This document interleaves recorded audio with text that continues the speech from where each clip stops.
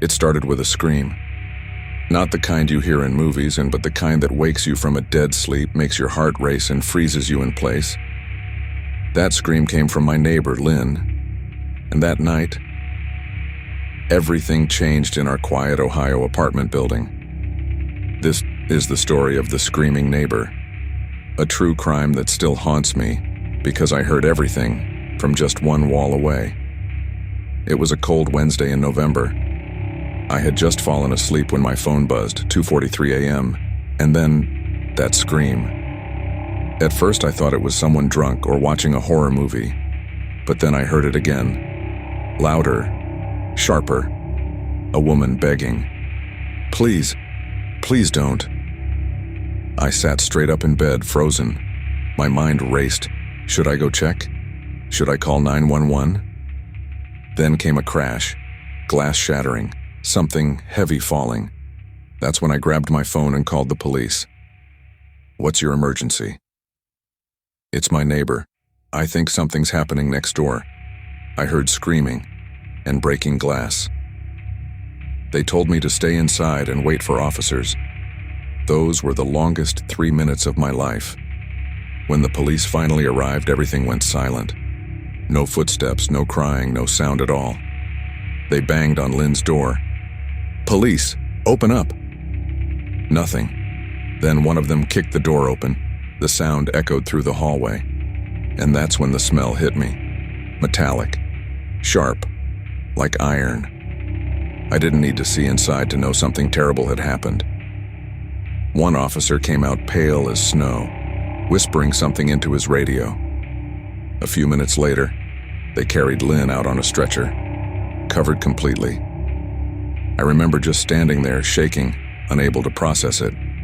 The cops told everyone to stay in their apartments, but through my window, I saw them take pictures, collect evidence. And one thing stood out, a broken picture frame with 2 people in it. Lynn and a man I didn't recognize. The next day, the whole building was buzzing. Nobody could focus. Nobody wanted to be alone. That's when I learned the truth. The man in that picture? Her ex-boyfriend, Jason Miller. He'd been harassing her for weeks after she broke up with him. Neighbors said he used to wait by her car, follow her during her runs, even leave flowers by her door with notes that said things like, "You can't hide from me." Lynn reported him to the police once, but there wasn't much they could do. "Not enough evidence," they said. Just another case of a man who couldn't take no for an answer. That night he broke into her apartment through the kitchen window. The cops found his fingerprints on the glass and the knife.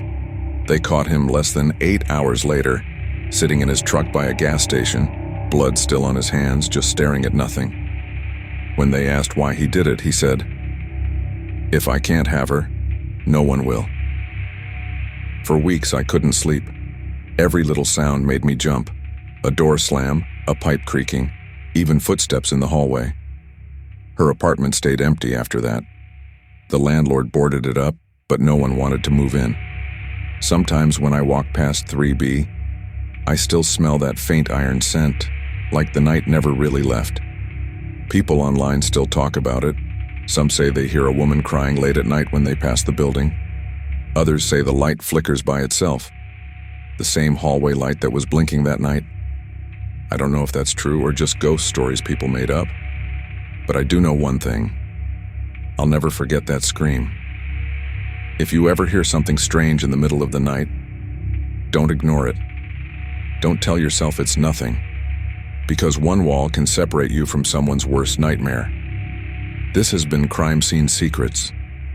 True crime. If you found this story chilling, make sure to like, subscribe, and hit the notification bell, because every week we uncover real stories that remind us.